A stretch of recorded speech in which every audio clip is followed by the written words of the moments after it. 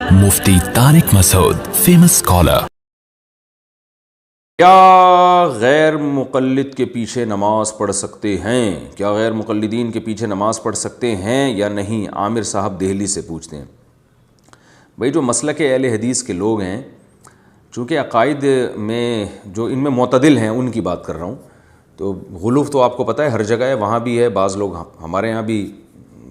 یعنی غالی ہوتے ہیں جو اعتدال سے تجاوز کرتے ہیں، تو ان سے ہمارا اختلاف تو ہے ایک تقلید کے موضوع پر. ہم یہ سمجھتے ہیں کہ اس زمانے میں چاروں مذاہب میں سے ایک کو فالو کرنا چاہیے، ورنہ امت جو ہے نا وہ قرآن و سنت کے نام پہ بکھر جائے گی. لیبل قرآن و سنت کا استعمال ہوگا، ہر آدمی اپنی تحقیق لا رہا ہوگا، کیسے آپ لوگوں کو وہ کرے. خیر یہ ایک الگ ٹاپک ہے جس پر میں بہت ڈیٹیل میں باتیں کئی بار کر چکا ہوں، علماء کرتے رہتے ہیں. لیکن اس اختلاف کے باوجود کیونکہ بنیادی طور پر تو سب قرآن و حدیثی کو حجت مانتے ہیں، تو اس لیے ہماری رائے یہی ہے، جو ہمارے اکابر کا بھی یہی فتویٰ ہے کہ اہل حدیث اگر وہ معتدل ہو، اسلاف کو علماء کو برا بلا نہ کہتے ہوں، تو وہ بھی اہل سنت میں داخل ہیں، لہذا ان کے پیچھے بھی نماز ہو جائے گی بلا کراہت. البتہ بعض مسائل ایسے ہیں اہل حدیث حضرات کے جو اجماعی امت کے خلاف ہیں، تو اس میں اہل حدیث ہو یا دیوبندی ہو، بریلوی ہو، کسی بھی مسلک کا ہو، جب وہ ان مسائل کی رعایت نہیں کرے گا تو اس کے پیچھے نماز بھی جائز نہیں ہوگی، کیونکہ اس کی نماز ہو ہی نہیں رہی ہے، کیونکہ اجماعی امت سے بہرحال آپ شذوذ نہیں کر سکتے. تو انہی میں ایک مسئلہ ہے عام موضوع پر مسح کرنا. ہمارے اہل حدیث حضرات بعض دفعہ یہ کرتے ہیں کہ جو عام ساکس پہنے ہوئے ہوتے ہیں اس پر مسح کر کے آ جاتے ہیں. یہ چاروں ائمہ کے خلاف ہے. نہ امام احمد بن حنبل کا اس پہ فتویٰ ہے، نہ امام شافعی کا، نہ امام مالک کا، نہ امام ابو حنیفہ رحمہم اللہ تعالیٰ کا. ان چاروں ائمہ کا فتویٰ اس کے خلاف ہے، اور یہ چاروں قرآن و سنت ہی کے روشنی میں ان کا فتویٰ ہے کہ ایسے موضوع پر مسح نہیں ہوگا. اس بارے میں جو حدیث پیش کی جاتی ہے جورب کہ نبی صلی اللہ علیہ وسلم نے جوربین پر مسح کیا ہے، تو جورب عربی میں خفین کو بھی جورب کہا جاتا تھا.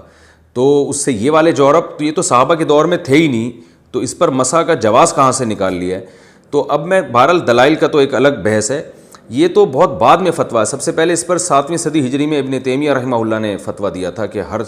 مسح جائز ہے، تو امت نے اس فتوے کو ریجیکٹ کر دیا تھا، نہیں مانا تھا.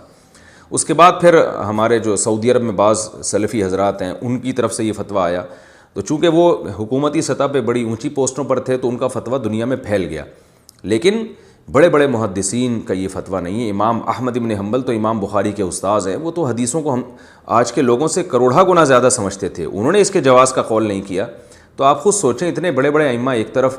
اور ٹھیک ہے یہ سعودیہ کے علماء ہمارے لیے قابل احترام ہیں، لیکن پوری امت کے مقابلے میں دو چار عالم کی رائے کو، اس میں چند علماء ہی ہیں جو اس رائے کا فتویٰ دیا. انہوں نے ایک علامہ ناصر البانی رحمہ اللہ تھے، ایک شیخ بن باز تھے، ایک شیخ صالح ال عثیمین تھے، یہ دو چار اور حضرات ہوں گے جو یعنی ان علماء کی بات کر رہا ہوں جو بڑے مؤثر اور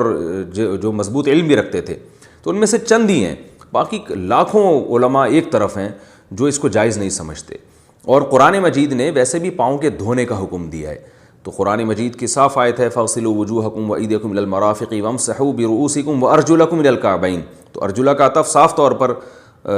وجوہکم پر عطف ہو رہا ہے، یعنی اس کی بھی دھونے کا حکم ہے.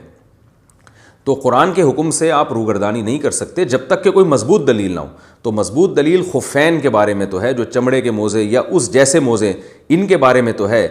یہ جو ہم عام موزے جو عام صبح و شام پہنتے ہیں ان کے بارے میں مضبوط روایت ہمارے پاس موجود نہیں ہے جو بالکل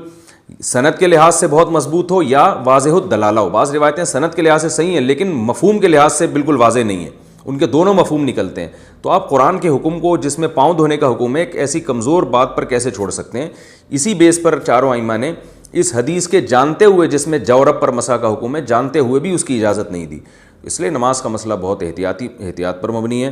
اس لیے اگر کسی کے بارے میں آپ کو پہلے سے پتہ ہے، چاہے کوئی بھی ہو، اس نے عام موضوع پر مسح کر کے نماز پڑھائی ہے، تو آپ اس کے پیچھے نماز نہیں پڑھیں. بعض حضرات یہ کہتے ہیں اس سے امت میں اختلاف پیدا ہوگا، ایک اس کے پیچھے نماز پڑھو، اس کے پیچھے نہیں پڑھو. تو یاد رکھیں اس اختلاف کا ذمہ دار وہ ہے جو عام موضوع پر مسح کر کے اپنی رائے ساری دنیا کے لوگوں پر مسلط کر رہا ہے، وہ اختلاف کا ذمہ دار ہے. اس کو کہا جائے گا کہ بھئی آپ یہ موزے اتار کے پاؤں دھونے میں کیا جا رہا ہے آپ کا، اور اگر آپ نے مسح ہی کرنا ہے تو ایسا موزہ پہن لو جو سب مانتے ہیں کہ اس پہ مسح ہو جاتا ہے.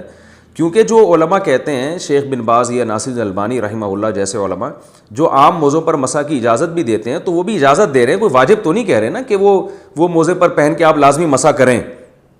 تو آپ امت کو جوڑنے کے لیے، تاکہ سب کی نمازیں آپ کے پیچھے درست ہو جائیں، سب کو اطمینان ہو جائے، امت میں جوڑ پیدا کرنے کے لیے آپ اس کا التزام کر لیں کہ بھائی جو جمہور کا مذہب ہے، جو چاروں ائمہ کا مذہب ہے،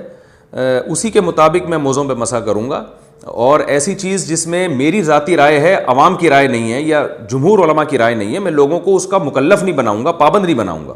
تو ائمہ حضرات، چاہے وہ اہل حدیث علماء ہوں یا سلفی علماء ہوں یا کسی بھی مسلک سے ان کا تعلق ہو، ان سے بھی ہماری گزارش ہے کہ اگرچہ آپ کی رائے یہ ہے کہ عام موضوع پہ مسح ہو جاتا ہے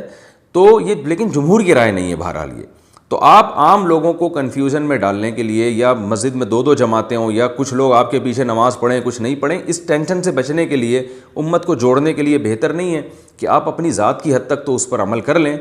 اگر آپ سمجھتے ہیں، لیکن جب آپ نماز پڑھائیں تو کم از کم اس بات کا اہتمام کر لیں کہ امت میں جوڑ پیدا کرنے کے لیے آپ عام موضوع پہ مسح نہ کریں، آپ چمڑوں کے موضوع پہ کر لیں، یا ان موضوع پہ جن پر چاروں ائمہ کا اتفاق ہو، یا کم از کم چاروں میں سے کسی ایک کی رائے تو ہو نا وہ۔ تو قرآن و سنت کی ایسی تشریح کرنا، جو ٹھیک ہے آپ جیسی تشریح کریں، لیکن اس تشریح کو مسلط تو نہیں کیا جا سکتا نا دوسروں کے اوپر۔ تو جوڑ پیدا کرنے کے لیے نبی صلی اللہ علیہ وسلم نے کتنا اہتمام کیا کہ بیت اللہ کی، آپ صلی اللہ علیہ وسلم یہ چاہتے تھے کہ بیت اللہ کی جو چار دیواری ہے اس کو ابراہیم علیہ السلام نے جہاں سے تعمیر کی تھی وہاں سے کروں، لیکن آپ کو ڈر ہوا کہ لوگوں میں اختلاف پیدا ہوگا، تو آپ نے اسی حال پہ چھوڑ دیا کہ بھئی جیسا ہے ویسے ہی رہنے دو۔ تو جو مسائل صدیوں سے جیسے چلے آ رہے ہیں، اجماع امت ہماری رائے کے مطابق تو بہرحال اس پر اجماع ہو چکا ہے، ہو سکتا ہے آپ اس سے اختلاف کریں، لیکن جمہور تو بہرحال اس پہ جمع ہو گئے ہیں، تو اب ان میں چھیڑ چھاڑ کرنا، عوام کو کنفیوز کرنا، اس سے امت میں ایک دراڑ پیدا ہوتی ہے، اختلاف پیدا ہوتا ہے۔ تو اس لیے ہم تو یہی فتویٰ دیتے ہیں کہ چونکہ ہماری رائے، ہمیں تو اس پر اطمینان ہے، تو عام موضوع پر مسح اگر کوئی شخص کر کے نماز پڑھاتا ہے، آپ کو پہلے سے پتہ ہو، تو آپ اس کے پیچھے نماز نہیں پڑھ سکتے، کیونکہ بہرحال